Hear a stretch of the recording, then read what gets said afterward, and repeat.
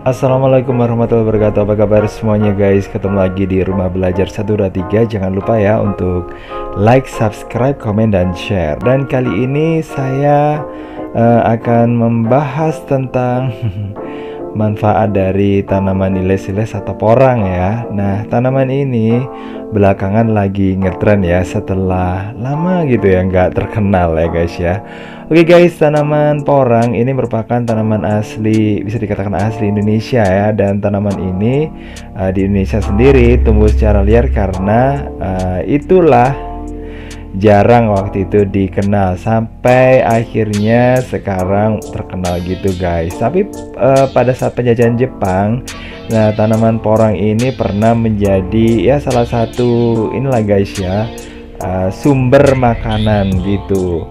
Dan tanaman umbi porang atau iles-iles ini ternyata mengandung glukomanan atau biasa disebut sebagai konjak glukomanan yang berbentuk tepung. Nah, kandungan tepung ini bisa diolah menjadi berbagai macam hal dan berperan sebagai bahan pengganti gitu guys. Maksudnya pengganti karbohidrat gitu. Nah, kandungan karbohidrat yang ada dalam umbi iles-iles atau porang ini cukup banyak ya, hingga 80% loh guys ya. Nah, selain itu, selain kaya akan karbohidrat, ternyata tanaman porang juga kaya akan manfaat untuk berbagai macam bidang, mulai dari kuliner sampai kesehatan. Nah guys, kita lihat dulu apa sih yang terkandung di dalam porang ya, atau iles-iles ini. Nah, yang pertama adalah glukomanan, yang kedua protein, yang ketiga 16 jenis asam amino, terus keempat 7 asam amino esensial, kelima kalsium, fosfor, besi, zinc, ada juga mangan, ada tembaga, dan juga tinggi akan serat.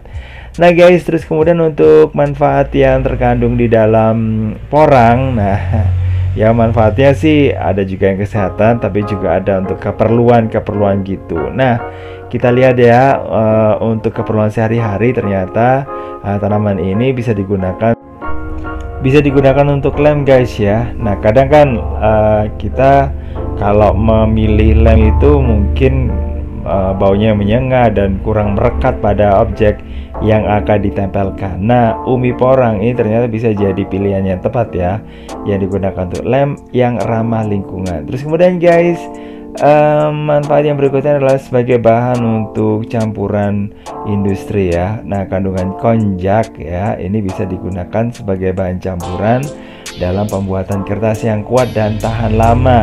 Nah, selain itu ternyata juga bisa digunakan sebagai perekat kertas, cat, kain katun, dan wol. Terus kemudian pengilap kain dengan materi yang lebih baik dan harganya lebih murah ya. Tapi nggak tahu juga ya sekarang karena lagi naik daun ya, mungkin bisa jadi lebih mahal ya. Oke guys, yang berikutnya kandungan yang ada dalam porang ini ternyata bermanfaat untuk dunia kesehatan, yaitu digunakan sebagai bahan pembentuk kapsul obat-obatan ya. Nah, seperti yang dijelaskan di bagian pertama yang tadi saya sebutin bahwa kandungan lem alami pada tanaman porang ternyata bisa digunakan untuk merekatkan kapsul obat ya. Nah, tanaman ini juga bisa digunakan sebagai pengganti agar-agar guys ya. Nah, kalau nggak ada agar-agar bisa deh digunakan sebagai dengan porang maksudnya ya, karena tanaman ini juga mengandung serat guys, yang juga jadi hidangan tepat untuk cemilan sehat.